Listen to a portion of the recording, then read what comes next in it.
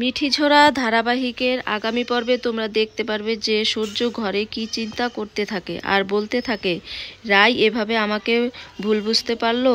আমি তো কখনোই ওর কোনো ক্ষতি করিনি, তবে আঙ্গুল যেখানে একবার আমার দিকে উঠেছে আমি নিজেকে নির্দোষ প্রমাণ করেই ছাড়ব রায়ের কাছে। অন্যদিকে দেখা যায় রায় বৌমণিকে বলছে, জানো তো বৌমণি, সূর্য মনে হয় মনে মনে ভীষণই অনুতপ্ত।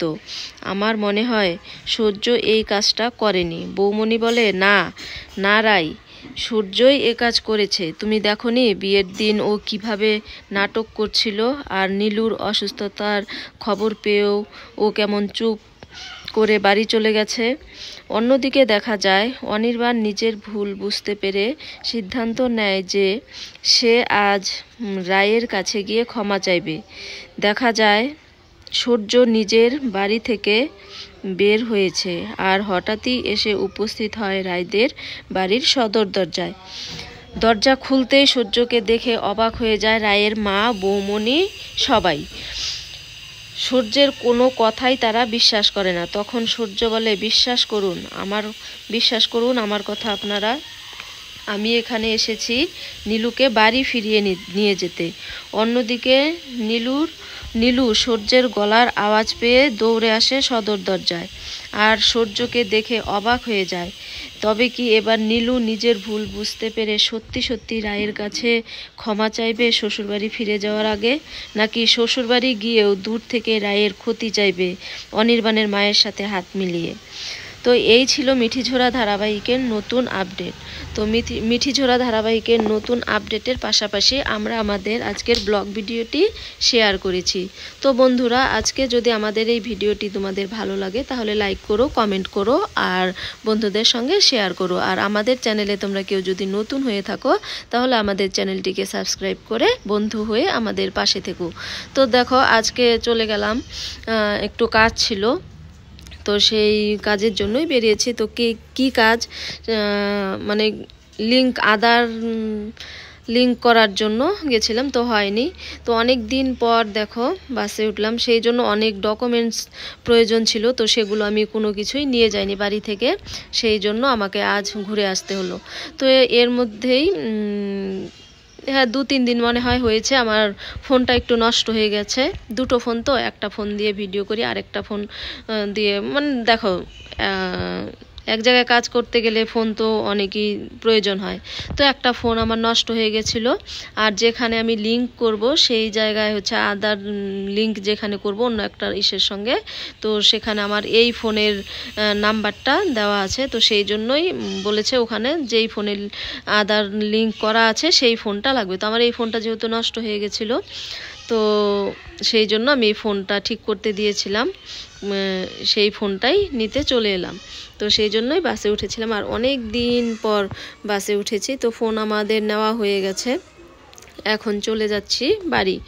রান্না করে আসিনি, বাড়ি গিয়ে আবার রান্না করতে হবে, তো সেই জন্য এখান থেকে নিয়ে নিলাম পনির।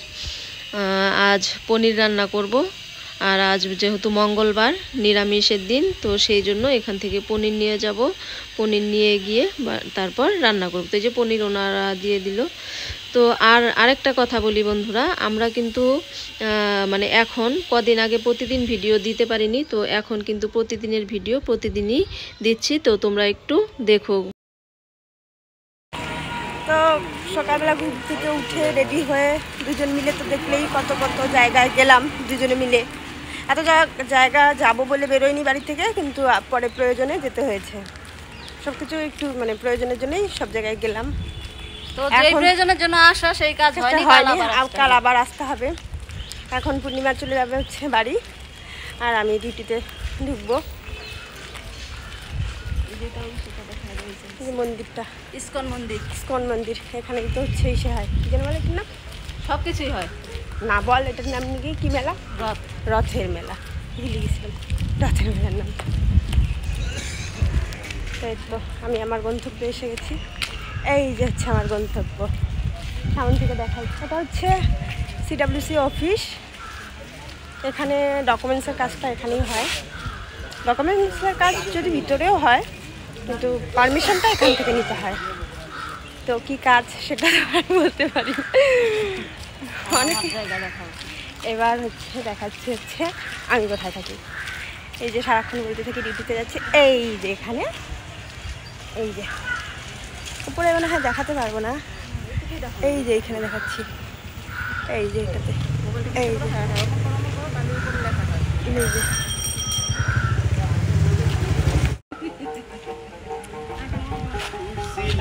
জংলা পাখি যতন কইরা বুকে রাখি, বুকের পাদর ভাইনা সে দে সাজায়নের ঘর, সাজায়নের ঘর। উঠছিলাম জংলা পাখি যতন কইরা বুকে রাখছি, বুকের পাদর ভাইনা সে দে সাজায়নের ঘর রে, সাজায় অন্যের ঘর। মানুষ বড়ই স্বার্থপর রে, বড়ই স্বার্থপর। বুকের ভিতর জায়গা দিলে যত্ন কইরা ভালে রে অন্তর। তো বন্ধুরা আজ কোথায় কোথায় গেছি তোমাদের দেখিয়েছি আর তোমরাও দেখলে। তো যেই কাজের জন্য গেছিলাম সেই কাজ হয়নি, কাল আবার যেতে হবে। তো যখন বাড়ি আসবো টোটো পাচ্ছিলাম না, তো হেঁটে আমাদের এদিকে একটু মানে শর্টকাট রাস্তা আছে, মানে আমি যেই জায়গাটায় গেছিলাম সেখান থেকে আসার, তো হেঁটে আসছিলাম। তো কিছু দূর এগিয়ে এসে দেখি মানে গাড়ি থেকে আওয়াজ আসছে গানের। তো ভাবলাম যে এখানে কে গান করছে, তো গিয়ে দেখি যে একটা দাদা ভাই গান করছে। খুবই ভালো লেগেছে, গান খুবই ভালো একদম, মানে কি বলবো, মানে শুনলে মনটা চায় যে শুনেই থাকি। তো বাড়িতেও আসতে হবে, রান্না করে যাইনি, এসে রান্না করতে হবে। তো তখন দাদা ভাইকে বলে একটু ভিডিও করেছি, দাদা ভাইয়ের গানের ভিডিও করেছি। তো আমার তো খুব ভালো লেগেছে, তোমরা বলবে যে তোমাদের কেমন লেগেছে গানটা শুনে আর কি।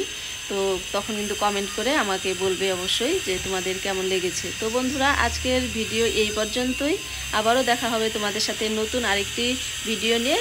তো সবাই ভালো থেকো, সুস্থ থেকো, টাটা।